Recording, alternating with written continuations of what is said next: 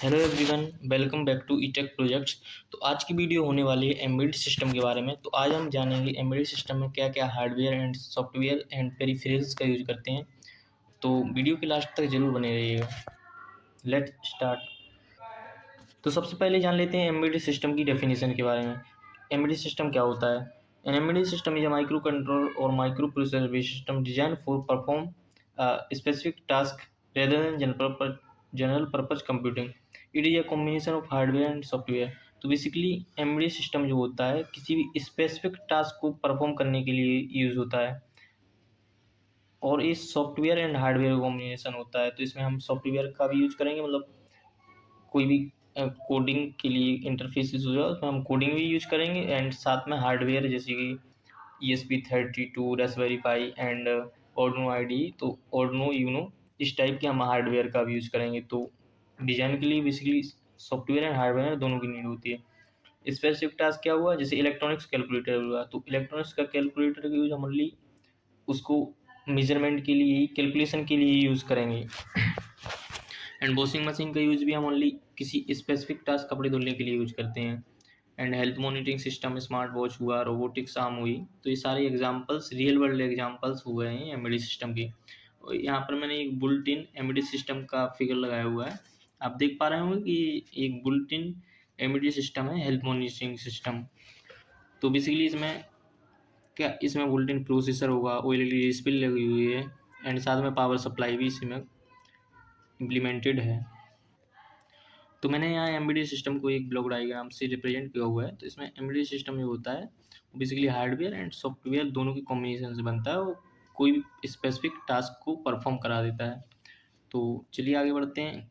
मैं इसमें आपको दूंगा पूरे पूरे हार्डवेयर की जानकारी, कौन कौन सा हार्डवेयर क्या क्या यूज होते हैं। तो जो हमारे माइक्रो प्रोसेसर या माइक्रो कंट्रोलर या कहें एम्बेडेड सिस्टम का जो ब्रेन होता है वो होता है प्रोसेसर। तो प्रोसेसर टू टाइप्स के होते हैं, या मतलब टाइप्स तो नहीं कह सकते हैं, बट ये माइक्रो प्रोसेसर होता है, एक माइक्रो कंट्रोलर हो सकता है होता है। तो यहाँ मैंने आर्म कॉर्टेक्स लिया हुआ है। ये बेसिकली क्या है, एक माइक्रो प्रोसेसर है। यहाँ Arduino यूनो लिया है, वो माइक्रो कंट्रोलर है। ये ESP32 ये भी माइक्रो कंट्रोलर है। तो अभी मैं आपको बताऊंगा कि माइक्रो कंट्रोलर और माइक्रो प्रोसेसर में क्या डिफरेंस होता है। तो हमें हार्डवेयर में मेमोरी की ज़रूरत पड़ जाएगी, जिसमें ROM and RAM, input devices, output devices, communication interface, timer and counter, power supply. तो चलिए थोड़ा इनको डीप में जानते हैं। तो बात कर लेते हैं प्रोसेसर की। तो प्रोसेसर बेसिकली दो टाइप्स के होते हैं, microcontroller and microprocessor. Microcontroller क्या होते हैं, इनमें built in memory and peripherals होते हैं। इनमें हमें एक्सटर्नल कोई भी पेरिफेरल्स या मेमोरी को इंटरफेस करने की नीड नहीं होती है। इसका एग्जांपल है 8 मेगा 328। यही वाला प्रोसेसर माइक्रो कंट्रोलर हमारे Arduino यूनो में लगा हुआ होता है। एंड STM32 भी इसका है, PIC-BC का एग्जांपल है। एंड बात कर लेते हैं माइक्रो प्रोसेसर की। तो माइक्रो प्रोसेसर में क्या होता है कि इसमें हमें एक्सटर्नल मेमोरी एंड पेरिफेरल्स को इंटरफेस करने की नीड होती है, क्योंकि इसमें बुल्ट-इन कुछ नहीं होता है, ओनली ये चिप होती है। तो बेसिकली माइक्रो कंट्रोलर में ही माइक्रो प्रोसेसर लगा हुआ होता है। तो इस चिप में, माइक्रो कंट्रोलर की चिप में ये अंदर फैब्रिकेट रहता है, लेकिन माइक्रो प्रोसेसर में कुछ भी नहीं, ओनली प्रोसेसर ही होता है। तो इसके एग्जांपल हैं आर्म कॉर्टेक्स, इंटेल 8051। बात करें अगर मेमोरी की, तो इसका है मेमोरी में टू टाइप्स की होती है, एक तो रोम होती है, एक होती है रैम। तो रोम क्या होती है कि रीड ओनली मेमोरी, मतलब एक परमानेंट स्टोरेज होता है रोम। जैसे हमारे कोई भी सिस्टम, हमने जैसे अपने PC को ऑन किया, तो उसमें फर्स्ट ऑफ जो आपको विंडो दिखेगी, तो ये पहले से ही रोम में पहले से ही प्रोग्राम होता है। जबकि रैम क्या होती है, रैम होती है रैंडम एक्सेस। जब भी आप कोई भी टास्क परफॉर्म कर रहे होंगे अपने सिस्टम पर, तो उस टाइम ही ये अवेलेबल रहेगी ओनली रैम। जैसे ही आप पावर कट करेंगे तो ये फ्लैश हो जाएगी, मतलब हट जाएगी टोटली। तो बात कर लेते हैं इनपुट डिवाइसेस, जो कि हमारे माइक्रो प्रोसेसर को या एम्बेडेड सिस्टम को डिज़ाइन करने में यूज होती हैं। तो इनपुट डिवाइसेस हम बेसिकली इंटरफेस कराते हैं सेंसर्स, जैसे temperature, pressure, IR, ultrasonic.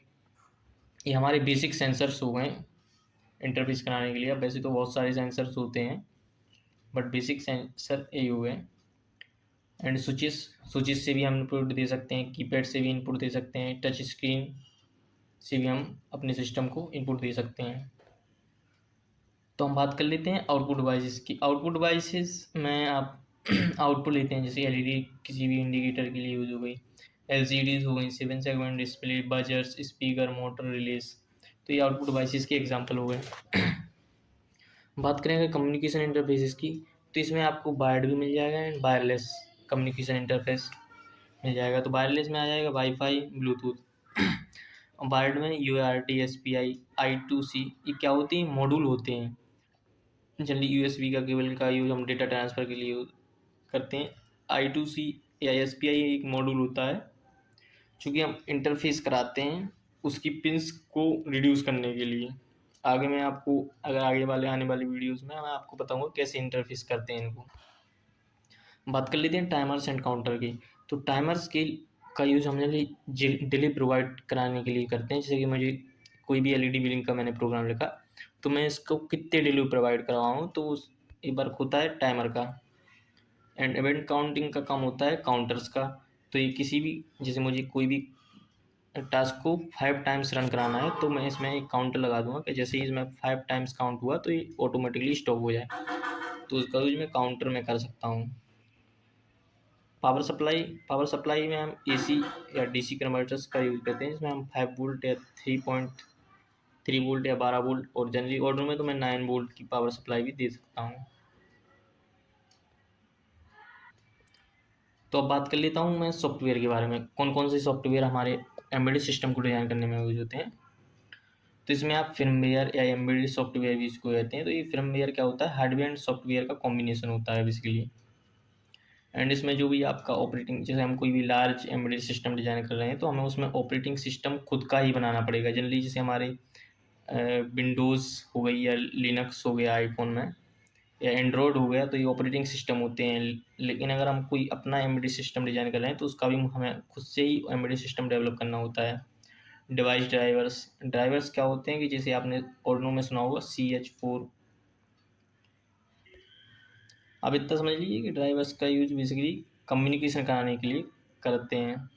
And अगर एप्लीकेशन सॉफ्टवेयर की बात करें, तो इसमें GUI, ग्राफिकल यूजर इंटरफेस, जैसे कि जो भी हम, जैसे हमने कोई भी टच स्क्रीन वाला एम्बेडेड सिस्टम डिजाइन किया, तो उस पर किस टाइप से आपको इंटरफेस दिख रहा है, मतलब यूजर इंटरफेस किस टाइप का है, तो एप्लीकेशन सॉफ्टवेयर में।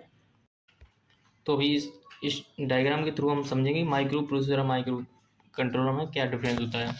तो आप इसमें देख पा रहे होंगे कि माइक्रो कंट्रोलर है पूरा, मतलब ये माइक्रो कंट्रोलर की आईसी है। तो माइक्रो कंट्रोलर में क्या होता है कि oscillator, AD converters, RAM, microprocessor, program memory, IO peripherals, ये सारे ही इस आईसी के अंदर फैब्रिकेटेड होते हैं पहले से ही। मतलब हमें इसको कोई भी बाहर से एक्सटर्नल लगाने की नीड नहीं होती है। बल्कि माइक्रो प्रोसेसर आप देख पा रहे होंगे कि ये एक ओनली चिप होती है, तो इसमें हमें एक्सटर्नल ये सब लगाने की नीड होती है। तो आप, आई होप आप समझ गए होंगे कि micro controller and micro processor में क्या क्या डिफरेंसेस हैं। तो बात कर लेते हैं प्रोग्रामिंग लैंग्वेज की। कौन कौन सी प्रोग्रामिंग लैंग्वेज हमारे एम्बेडेड सिस्टम को डिज़ाइन करने में यूज होती हैं। तो सबसे पहले एम्बेडेड सी होती है। तो इसमें क्या होता है कि आप, ये बेसिकली सी लैंग्वेज ही है, लेकिन इसमें क्या होता है कि बुल्ट इन लाइब्रेरीज होती हैं, मल्टीपल लाइब्रेरीज का आप डायरेक्ट ही यूज़ कर सकते हैं इसको। तो ये काफ़ी मतलब अच्छी लैंग्वेज है एम्बेडेड सिस्टम को डिज़ाइन करने के पर्पज़ से। और बेसिकली C++ का भी यूज़ है, लेकिन जो वाइडली यूज़ हो रही है, मैं कहूँगा कि वाइडली यूज लैंग्वेज है वो है सी लैंग्वेज वाइडली ही यूज होती है एम्बेडेड सिस्टम को डिज़ाइन करने में। एंड पाइथन का भी यूज होता है, लेकिन मतलब जैसे मुझे कोई भी एप्लीकेशन सॉफ्टवेयर बेस्ड, मुझे एपीआई बेस्ड मुझे कोई एम्बेडेड सिस्टम डिज़ाइन करना है, तो मैं पाइथन लैंग्वेज का यूज करूँगा। असेंबली लैंग्वेज का भी यूज होता। तो यहाँ पर basically software used in embedded system. तो कौन कौन से सॉफ्टवेयर का हम एम्बेडेड सिस्टम को डिज़ाइन करने में या कोड करने में यूज़ करते हैं, तो ये दिए हुए हैं। तो इसमें है ऑर्डिनो आईडी, जो कि मोस्ट फेमस है, मोस्ट मतलब यूज़र फ्रेंडली है। तो ऑर्डिनो का भी हम लोग इसमें कोड कर सकते हैं। ESP32 का, रास्पबेरी पाई का यूज़ भी हम इसी के थ्रू हम इस पर कोड करके कर सकते हैं। MPLAB, STM32, QID, MicroPython, PICkit का यूज़ हम ये सारे एप्लीकेशंस दिए हुए हैं जिनका यूज हम एम्बेडेड सिस्टम की कोडिंग के लिए करते हैं। वो कोडिंग आपको पता ही, बेसिकली सी लैंग्वेज आपको बेसिक्स भी आती है, तब भी आप सीख जाएंगे। तो थैंक यू वेरी मच। अगर आपको वीडियो अच्छी लग रही हो तो प्लीज़ लाइक कर दीजिए। अगर आप चाहते हैं कि मैं कंटिन्यू करूं और आपको एक रियल एम्बेडेड सिस्टम डिज़ाइन करके दिखाऊं तो आप प्लीज़ कमेंट बॉक्स में कंटिन्यू लिख दीजिए, जिससे मुझे लगेगा कि हाँ, मुझे कंटिन्यू करना है। Thank you for watching, subscribe and like.